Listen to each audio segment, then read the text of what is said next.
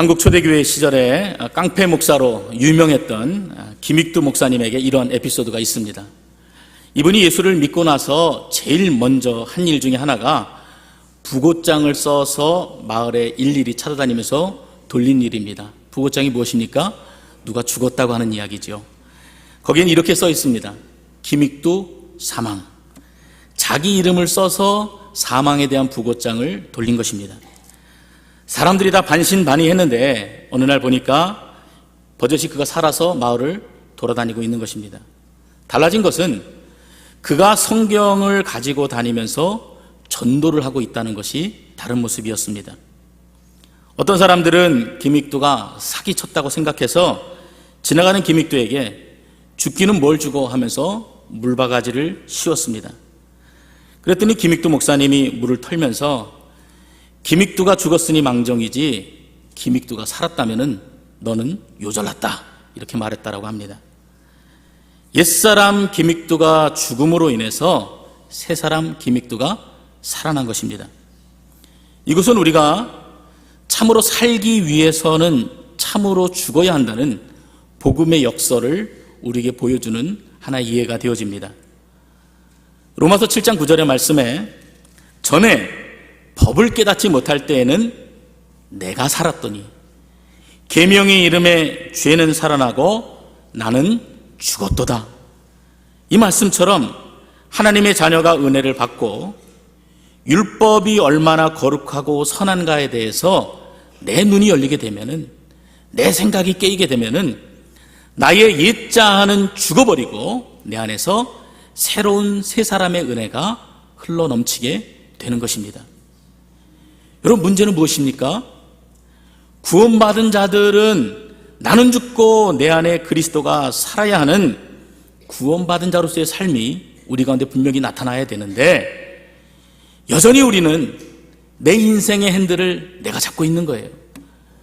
맹인이나 다름없이 내가 내 인생의 핸들을 잡고 우왕좌왕하면서 살아가고 있다는 것이 문제입니다. 입으로는 나는 그리스도인입니다 라고 고백하지요. 다른 말로 하면은 주님이 나의 주인이십니다 라고 고백합니다. 그런데 여전히 우리는 신앙과 삶이 분리되어진 그런 모습으로 살아가고 있는 게 우리의 현실입니다. 오늘 여러분과 저의 삶에 동일한 질문을 드려보고 싶습니다. 저 여러분은 거듭난 사람입니다. 맞습니까? 네, 맞습니까? 네, 맞습니다. 하나님께서 우리를 부르셨어요. 그리고 우리로 하여금 중생케 하셔서 우리가 죄인임을 깨닫게 하시고 회심하게 하시고 예수를 믿기로 결심한 사람들이 저와 여러분입니다. 중생의 은혜로 인해서 우리의 체질이 그래서 완전히 달라졌어요. 그냥 체인지 그 정도가 아니라 우리의 형질 자체가 완전히 트랜스포메이션이 된 겁니다. 변화된 것이에요. 새 사람이 되어졌습니다. 그렇다면은 우리가 이처럼 완전히 달라졌다면은 그러한 변화된 자의 삶이 우리 삶 가운데 나타나고 있습니까? 스스로 질문해 보시기 바랍니다. 이 질문은 우리가 듣기에 너무 힘든 질문이기도 해요. 감당하기 어렵습니다. 그런데 또한 너무나 중요한 문제이기 때문에 그렇습니다.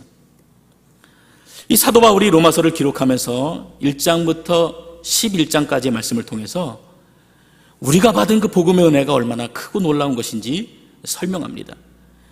하나님의 은혜가 얼마나 값진 것인지, 그 은혜를 우리가 어떻게 받았는지, 거저 받았으니, 그 은혜로 너희가 구원받았으니 우리가 얼마나 복되고 귀한 사람인지를 설명합니다. 그런데 그냥 거기로 복음이 딱 끝나는 게 아니라 12장부터는 너희가 그러므로 그 값지고 귀한 복음의 은혜를 너희가 받았으므로 이제 너희가 그 은혜를 받은 자로서 어떻게 삶을 살아야 되는지에 대해서 12장부터 기록합니다. 우리가 잘 아는 말씀이에요. 그래서 12장 1절에 뭘로 시작합니까? 그러므로라는 단어로 시작합니다. 그러므로 형제들아, 내가 하나님의 모든 자비하심으로 너희를 권하노니 너희 몸을 하나님이 기뻐하시는 거룩한 산제사로 드리라, 죽어라 말씀하십니다. 이것이 너희의 드릴 영적 예비니라 말씀하십니다. 그리고 이어서 너희는 이 세대를 본받지 말고 오직 마음을 새롭게 함으로 변화를 받아 하나님의 선하시고 기뻐하시고 온전하신 뜻이 무엇인지 분별하도록 하라 말씀하십니다. 내 삶의 모든 영역에 있어서 나는 완전히 죽고 하나님만 사시도록 하는 그러한 구원받은 자로서의 삶이 내 안에 나타나야 하는데 우리가 그렇지 못하다는 것이죠. 우리가 교회에 나와서 예배드리고 찬양하고 섬기는 것 잘합니다. 그런데 주님은 교회에서만이 아니라 너의 삶의 자리에서, 너의 직장에서, 가정에서 너희가 동일하게 구원받은 자로서의 삶을, 그 감격을 드러내야 된다라고 말씀해 주십니다. 많은 영역이 그래서 12장 이후에 소개되어집니다. 오늘 본문은 그 가운데서 관계의 문제에 있어서 내가 어떻게 예수와 함께 죽어져야 하는지에 대해서 말씀하고 있습니다. 당시 로마 교회 안에는요, 많은 종류의 사람들이, 신자들이 함께 모여서 예배를 드렸어요. 마치 이민교회처럼 그렇게 모여서 예배를 드렸습니다.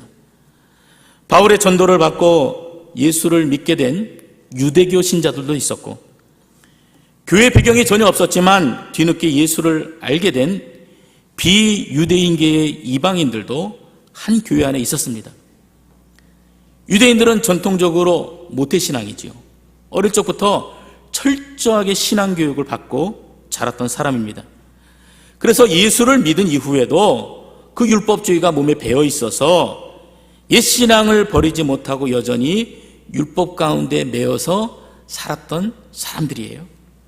그런데 그에 반해서 같은 교회 안에 있었던 이방인 신자들은 예수 안에 있는 자유를 만끽하면서 오히려 유대인 신자들에게 야, 이 믿음이 없는 율법주의자들아 라고 비판하며 서슴지 않고 공격을 해왔던 것입니다.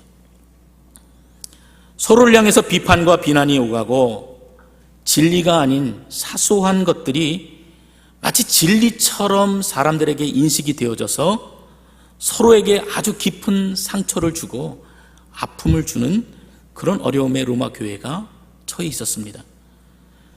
그래서 마치 제가 이전에 강남에 있는 교회를 섬겼을 때 그 교회 아주 특징이 있었어요.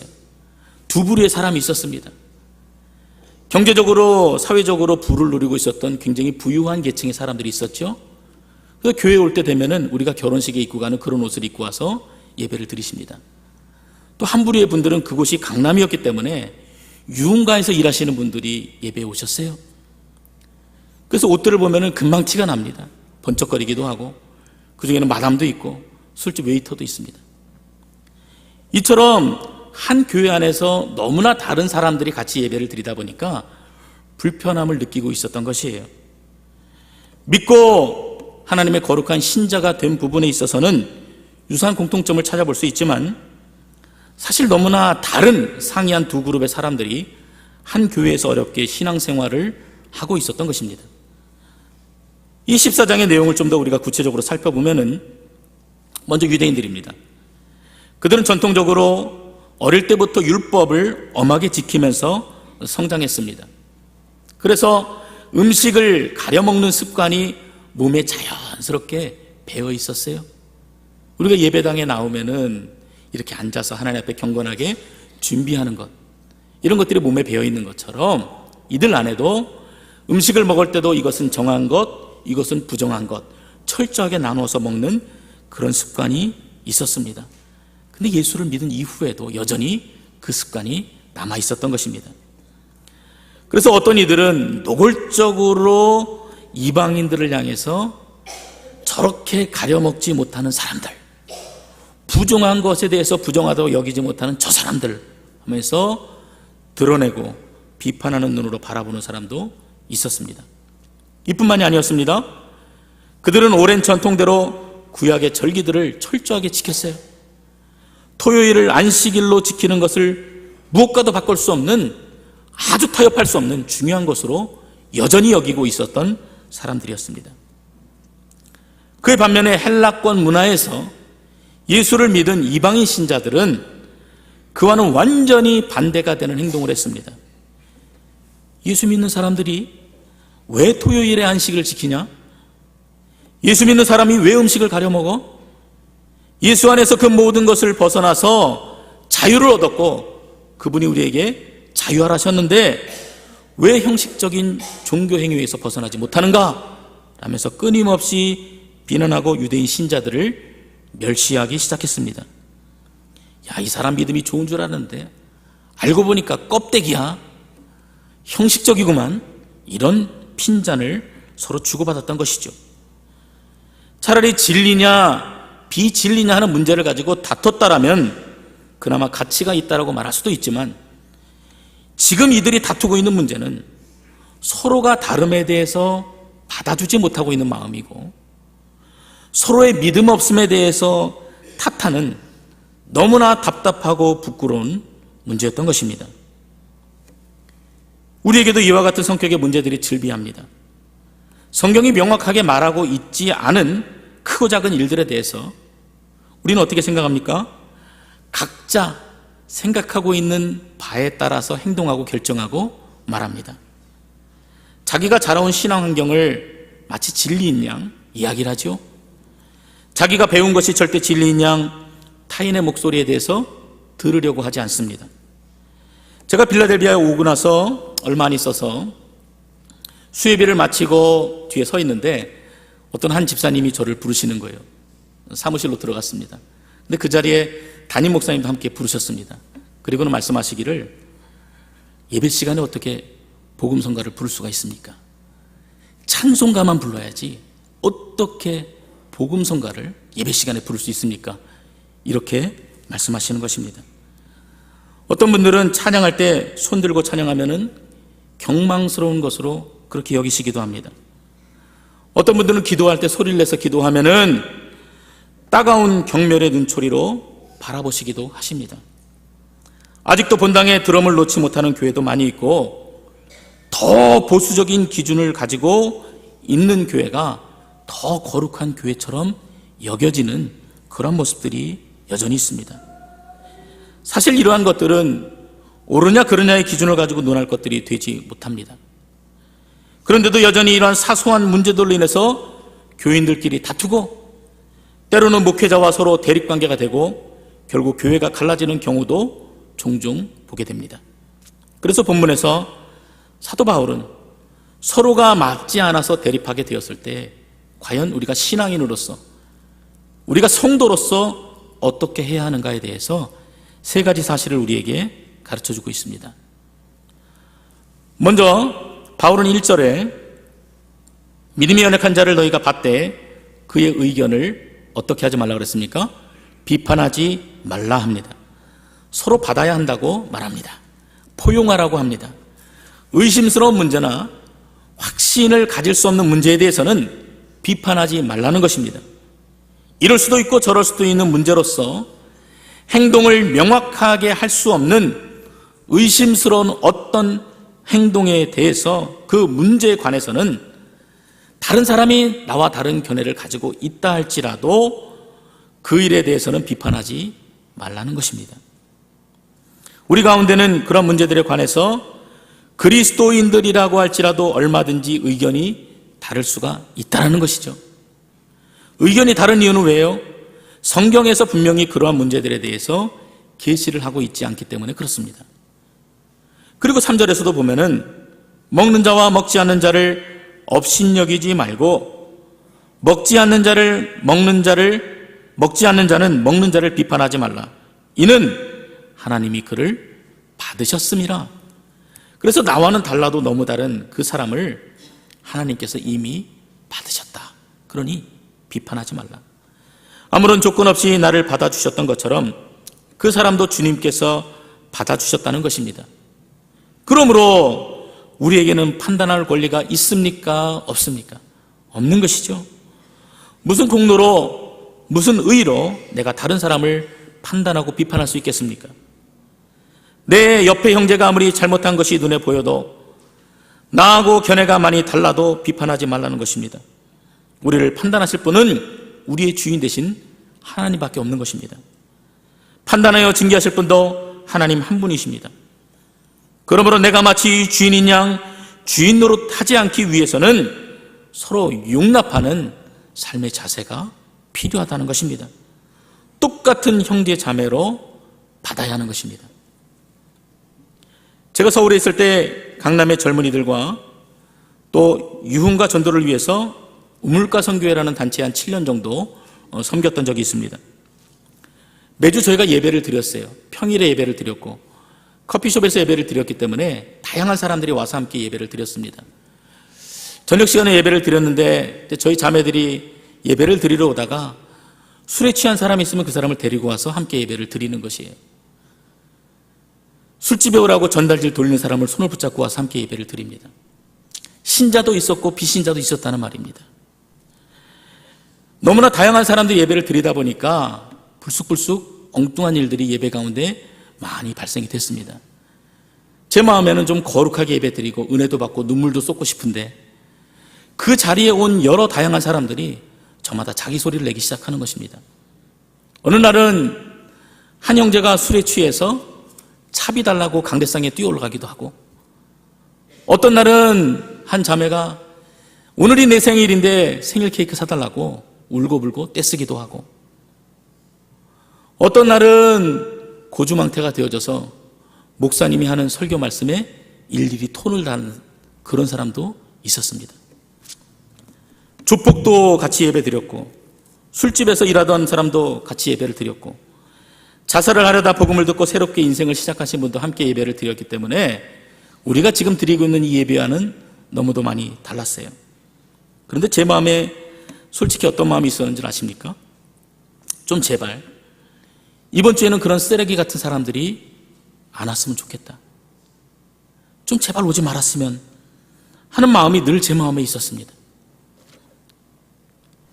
우리하고는 어울리지 않는 그런 사람들이 제발 사라져 줬으면 하는 마음이 솔직한 제 마음이었어요. 그런데 어느 날 말씀을 듣다가 술에 취해 있는 그 형제가 바로 네가 섬겨야 할 예수 그리스도다 하는 그 깨달음을 제가 가지게 되었습니다. 저는 뒤통수를 맞은 것처럼 정신이 없었어요. 살길 어찌해야 할 바를 모르고 있었습니다. 그때 제 눈앞에 보인 것은 강단 앞에 놓여져 있는 십자가였습니다. 그리고 그 십자가를 통해서 저는 제 자신을 보았어요. 그리고 그 술에 취한 그 형제도 바라보게 되었습니다. 근데 그렇게 바라보니까 제가 놀라운 사실 하나 깨닫게 되었어요. 십자가를 통해서 저를 바라보니까 제가 얼마나 하나님의 사랑을 받았는지, 하나님이 저를 얼마나 사랑하시는지 깨닫게 되어진 것입니다. 그런데 더 놀라운 것은 무엇인지 아십니까? 하나님께서 그 술 취한 그 형제도 동일하게 사랑하신다는 사실이었습니다. 예배를 방해하고 믿음도 없고 오히려 교회를 가리는 그런 사람들을 하나님이 저와 같은 거룩한 사람들하고 그 형제하고 동일하게 사랑하신다는 사람이었어요. 제가 그토록 미워하고 싫어했던 그 형제를 위해서 예수 그리스도께서 십자가를 지셨다 하는 것을 깨닫게 되어진 것입니다. 주님이 아무런 조건 없이 저와 여러분을 받아주셨습니다. 나와는 달라도 너무 다른 그 사람을 비판하는 것이 아니라 용납하시고 받아들이시는 이유가 거기에 있는 것입니다. 서로의 좋은 점들을 배우고 서로의 부족한 점들을 보완하기 위해서 우리 모두를 한 교회로 부르신 것을 여러분 믿으시기를 바랍니다. 그래서 예수 그리스도의 이름으로 함께 웃고 함께 우는 선하고 아름다운 가정, 그리고 복된 교회가 되는 것, 이것이 우리들의 소망이 아니겠습니까? 여러분 다름에 대해서 받아들이시고 여러분 사랑으로 감싸시고 주님이 나와 내 옆에 있는 그 사람을 동일하게 사랑하신다는 사실을 여러분 가슴에 담으시고 여러분 섬기시는 여러분 되시기를 주의 이름으로 축원드립니다. 두 번째로 바울은 6절부터 9절까지 말씀에서 모든 것이 주를 위한 것이 되어야 한다라고 말합니다. 그런데 6절부터 8절까지 말씀 중에 계속해서 반복적으로 나오고 있는 어구 하나가 있습니다. 바로 퀴리오라고 하는 단어입니다. 주를 위하여 라고 하는 그 단어가 무려 5번이나 반복해서 나타납니다. 이미 앞에서 제기되었던 음식 문제나 절기를 준수해야 하는 그 여부는 만물의 주인이신 그 주를 위한 것이 되어야 한다는 사실을 거듭해서 진술하고 있는 것입니다. 성도들에게 있어서 교회 안에서 만나게 되는 크고 작은 견해의 차이보다 중요한 것이 무엇이냐? 그것은 동기가, 그 궁극적인 목적이 바로 주를 위한 것이 되어야 한다는 것입니다. 우리 개개인이 신자로서 또 각자의 신앙 양심에 따라서 어떤 일을 하겠다고 할 때 마치 마트에서 1+1으로 우리에게 주는 것처럼 분명한 조건이 늘 우리에게는 따라오게 되어 있습니다. 그것이 바로 주를 위하여라는 것입니다. 쉽게 말하면 이렇습니다. 사랑부에서 우리 정신지체 장애자들이 가장 기다리는 시간이 무슨 시간인 줄 아십니까? 말씀 시간이면 좋겠지요. 근데 간식 시간입니다. 그래서 매년 간식 봉사자를 모집하고 또 매주 정성스럽게 음식을 만들어서 섬기고 있습니다. 아이들이 가장 좋아하는 시간이기 때문에 저도 몇 번 섬긴 적이 있습니다. 한 번은 떡볶이를 하려고 앞치마를 두르고 재료들을 준비해서 부엌에 들어갔습니다. 근데 그 시간이 마침 주일 봉사를 하고 그리고 정리하는 시간들이라서 집사님들, 권사님들이 많이 부엌에 있었습니다. 제가 큰 솥에다가 물을 붓고 장을 뜨려는데 한 권사님이 저에게 이렇게 말씀하시는 것이에요. 목사님, 먼저 육수를 내셔야 합니다. 저는 그냥 담백한 맛이 좋아서 그냥 물을 붓고 하려고 했던 건데 벌써 물 위에는 멸치들이 떠다니기 시작했습니다. 그러자 또 다른 분이 돕겠다고 이런저런 양념을 가지고 와서 거들기 시작했습니다. 제가 앞치마를 두른 셰프로서 약간의 자존심이 상했어요. 마음이 섭섭해지기 시작하는 것입니다. 좀 내가 해서 만들어 좀 대접하고 싶은 마음이 있었는데 서로 오셔서 하시겠다고 하는 것이에요. 근데 더 맛있게 우리 아이들이 먹으면 좋겠다라는 생각이 들어서 제가 다 양보를 했습니다. 그런데 그 양보가 문제가 되었습니다. 사공이 없으니까 여기저기서 사공들이 넘쳐나 버린 것입니다. 급기야는 오뎅을 먼저 넣느냐 떡을 먼저 넣느냐의 문제를 가지고 언쟁이 벌어졌어요. 그리고 뒤로 밀려난 집사님들의 얼굴이 울그락불그락 하는 것입니다. 여러분 웃으시죠? 자주 일어나는 일들입니다. 간단한 떡볶이를 만드는 과정이었지만 하나님께서는 삶에서 만나게 되는 수많은 갈등 가운데 제 자신이 얼마나 교만하고 고집장애인지를 보게 하셨습니다. 물론 떡볶이는 주를 위한다는 공통 분모가 있기 때문에 그 어느 때보다도 훌륭하게 만들어서 잘 대접을 했지요. 그렇지만 우리가 이처럼 사소한 일에 얼마나 쉽게 분노하고 양보하지 않는지 깨닫게 되어집니다. 그래서 바울이 6절에 이렇게 시작합니다. 여러분은 분명 서로 다른 입장을 취하고 있습니다. 그러나 여러분 내면에 있는 근본 동기는 주님을 위하는 마음에서 비롯된 것 아닙니까? 먹는 문제나 절기 준수의 문제보다 우리 인생의 근본 동기와 목적이 온전히 주를 위한 것이 되어야 합니다. 그렇게 말합니다. 그러므로 7절에 우리 중에 누구든지 자기를 위해 사는 자가 없고 자기를 위하여 죽는 자가 없도다. 우리가 살아도 누구를 위해 삽니까? 주를 위해 살고 누구를 위해 죽습니까? 주를 위해 죽나니 우리가 사나 죽으나 다 주의 것이로다. 예, 그렇습니다. 주님 어디서 무엇을 하든지 우리의 궁극적인 목표는 오직 하나님이십니다. 사나 죽으나 우리가 주를 위하는 것입니다. 고백하고 있는 것입니다. 그러나 여러분, 초대교회 성도들은요, 음식이나 절기로 인해서 뜨겁게 논쟁할 만큼 불필요한 문제에 매달렸는지는 몰라도 보십시오. 그들은 적어도 주를 위해서 살고 주를 위해서 죽는다는 마음에 있어서는 공감대를 가지고 있었던 사람들입니다. 그들은 결코 자신의 인생을 위해 살지 않았습니다. 모든 인생의 목적이 오로지 주를 위한 것이었습니다. 그렇기 때문에 사소한 문제에 있어서도 심각한 견해 차이를 보이고 있는 것입니다. 우리와는 반대예요. 우리와는 다른 것입니다. 과연 우리 중에 누구든지 자기를 위해 사는 자가 없고 자기를 위하여 죽는 자가 없도다라고 자신 있게 말할 수 있는 사람이 있습니까? 실제로 오늘날 성도라는 이름으로 살고는 있지만 주를 위해 살지 않는 자들이 너무도 많이 있습니다. 먹어도 자기를 위하여 먹고 먹지 않아도 자기를 위해서 먹지 않습니다. 그래서 사나 죽으나 자기를 위해서 삽니다. 그런데 본문에서 왜 바울이 우리라는 말을 사용했는지 여러분 기억하시기를 바랍니다. 이것은 선택의 문제가 아니라는 것이에요.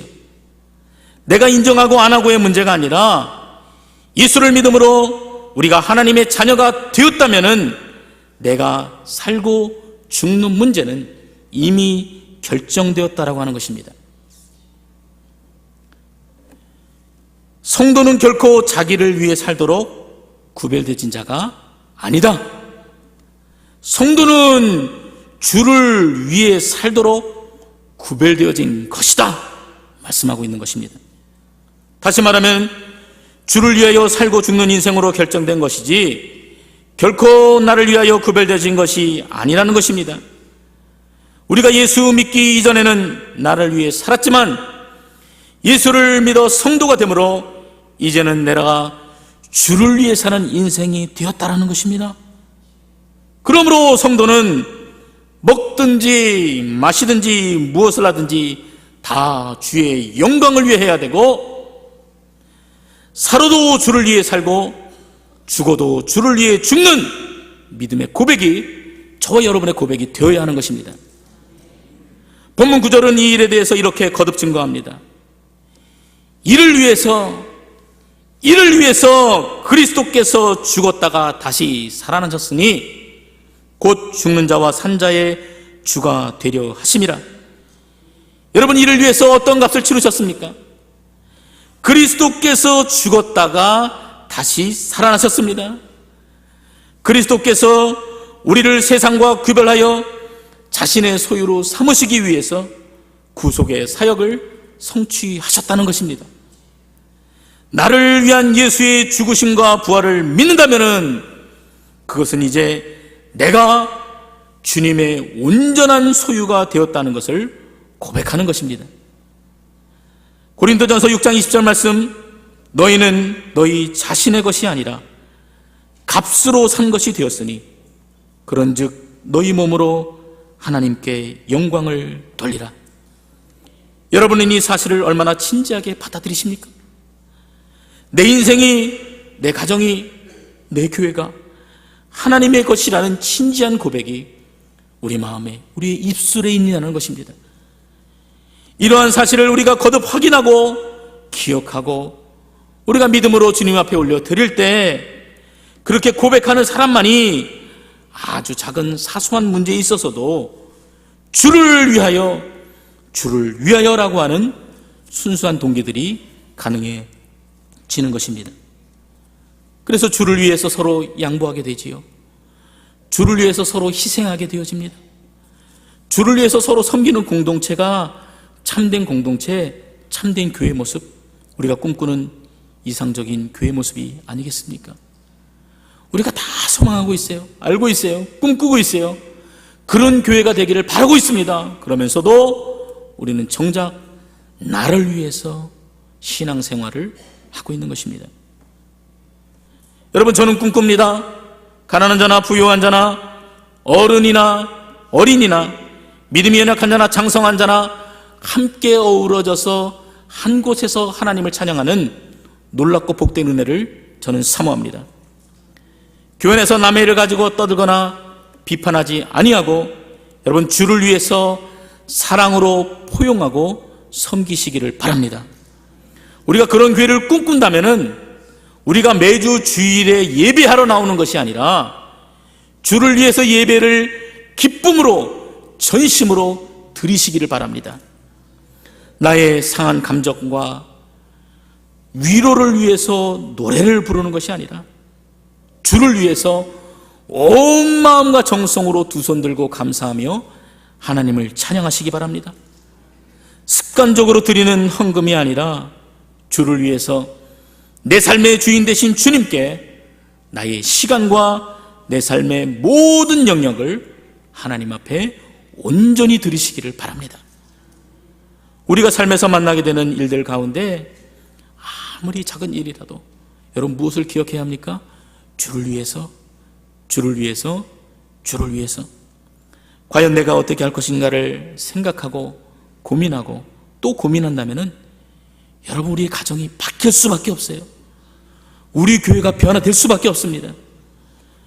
우리가 주를 위해서 우리가 기억하고 헌신하고 실천할 때 우리의 가정이 변하고 우리가 꿈꾸는 이상적인 교회로 분명히 바꿔주시기 때문에 그렇습니다. 예수님께서 가장 기뻐하시는 일이라면 희생을 두려워하지 않는 믿음의 용사로 우리 모두를 세워주실 것이기 때문에 그렇습니다. 그래서 많은 사람들이 꺼려하고 두려워하고 때로는 생명을 내어놓는 일이랄지라도 우리 믿음의 식구들이, 하나님의 신자들이 기꺼이 주를 위해서 헌신하고 삶을 드리는 놀라운 고백이 우리 교회 안에 넘쳐나게 될 것입니다. 여러분, 이것이 참된 부흥입니다. 사람이 많이 모이고 1000명, 2000명, 10,000명이 되는 것이 부흥이 아니라 하나님을 향해 주를 위해 내 삶을 아낌없이 드리는 그러한 주의 젊은이들이 넘쳐나는 교회가 참된 부흥의 교회가 되는 것입니다. 앞서 우리는 형제를 판단하는 죄를 범치 않기 위해서 교회 안에 서로 다른 의견에 대해서 비난이나 판단하지 말 것에 대해서 나누었습니다. 그리고 두 번째로 서로 다른 의견에 대한 판단보다는 그 근본 동기가 어디에 있느냐를 먼저 생각하라는 것이죠. 나를 위한 것이 아니라 우리가 매 삶에 아주 작은 일에 일어날지라도 그 순간마다 주를 위해서 내가 어떻게 할 것인가를 늘 고민하고 행동하라는 것이었습니다. 마지막으로 우리가 형제를 판단하는 죄를 범치 않기 위해서는 하나님만이 궁극적으로 심판의 주인이심을 기억하는 것입니다. 10절부터 12절의 말씀입니다. 내가 어찌하여 네 형제를 비판하느냐? 어찌하여 네 형제를 업신여기느냐?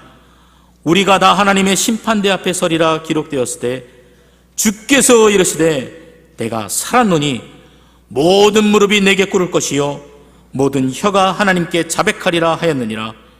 이러므로 우리 각 사람이 자기 일을 하나님께 짓고 하리라. 우리 한 절 더 찾아보겠습니다. 고린도전서 4장 3절부터 5절 말씀입니다. 고린도전서 4장 3절에서 5절 266페이지 함께 읽겠습니다. 너희에게나 다른 사람에게나 판단받는 것이 내게는 매우 작은 일이라. 나도 나를 판단치 아니하노니 내가 자책할 아무것도 깨닫지 못하나 그러나 이를 인하여 의롭다함을 얻지 못하노라. 다만 나를 판단하실 이는 주시니라. 그러므로 때가 이르기 전 곧 주께서 오시기까지 아무것도 판단치 말라.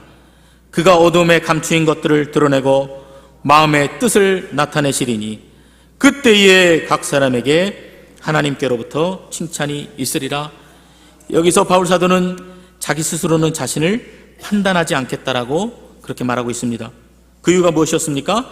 내가 나를 판단하는 것도 정확치 않기 때문에 그렇습니다. 4절에서 이야기하지요. 자기 스스로 생각하기에 자책할 것이 아무것도 깨닫지 못한다 하더라도 그것이 하나님 보시기에 의롭다함을 얻을 수 있는 것이 아니다라는 것입니다. 오직 판단하실 이는 주님이시라고 고백하고 있는 것입니다. 5절에서도 우리가 형제를 판단하지 말아야 할 또 하나의 이유가 나오는데 주님만이 판단할 수 있는 유일한 권한을 갖고 계시기 때문입니다. 오늘 본문의 9절에서도 그리스도는 죽은 자와 산 자의 주가 되신다고 말씀하고 있고 10절 이하에서도 우리가 다 하나님의 심판대 앞에 서게 되며 각 사람이 자기 일을 하나님 앞에 자백하게 된다라고 말씀하고 있습니다. 여러분, 주님의 마음에 합한 성도가 되기를 원하십니까?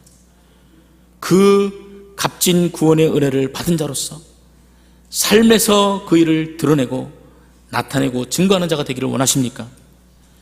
전도 폭발 훈련할 때요, 복음 제시를 하게 되지요. 그때 제기되는 반대 질문이 있게 됩니다.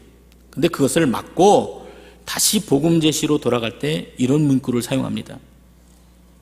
여러분이 가지고 계신 관계의 모든 어려운 문제들은 무한히 의로우시고 공평하신 하나님 손에 맡기시고, 오늘 이 시간은 여러분이 주를 위해서 어떤 사람이 되어야 하는지에 집중하시기 바랍니다. 비판과 비난이 아니라 여러분의 입술의 고백이 사람을 세우고 칭찬하고 생명을 주는 거룩한 입술이 되시기 바랍니다. 주님만이 공의로운 판단을 할 수 있는 분임을 믿으시기를 바랍니다. 판단할 권한도 주님께 있음을 기억하시기 바랍니다. 인간을 변화시키는 일, 그리고 사람을 심판하고 판단하는 일은 주님의 고유한 권한에 속하는 것임을 기억하시기를 바랍니다. 그래서 산자와 죽은 자를 판단하실 주님의 심판대 앞에 각 사람이 자기 일을 하나님 앞에 자백하게 된다면은 심판은 공의로우신 주님께 맡기고, 우리는 이 땅 가운데 서로 사랑하고 서로 격려하며 서로 세워주는 거룩한 입술과 행실로 우리가 살아도 주를 위하여 살고 우리가 죽어도 주를 위하여 죽나니 우리가 사나 죽으나 주의 것이로다의 고백으로 하나님의 영광을 위해서, 복음을 위해서 나는 날마다 죽고 오직 내 안에 예수만 사시게 하는 저와 여러분이 될 수 있기를 주의 이름으로 축원드립니다. 기도하겠습니다. 아버지 하나님, 우리가 주님의 그 값진 은혜를 받았음에도 불구하고 여전히 우리 인생의 주인이 우리 자신임을 고백하게 됩니다. 우리 연약함을 주님이 아시오니 긍휼히 여겨 주시옵소서. 온전히 주님만이 사시는 인생 되게 하시고 주를 위한 인생 되게 하시고 주 앞에 드려지는 거룩한 삶이 되도록 은혜를 더하여 주시옵소서. 우리 가정을 주님께 드립니다. 우리 교회를 드립니다. 내 삶과 내 시간과 정성을 주님 앞에 온전히 드립니다. 나를 주장하여 주시옵소서. 예수님의 이름으로 기도드렸습니다.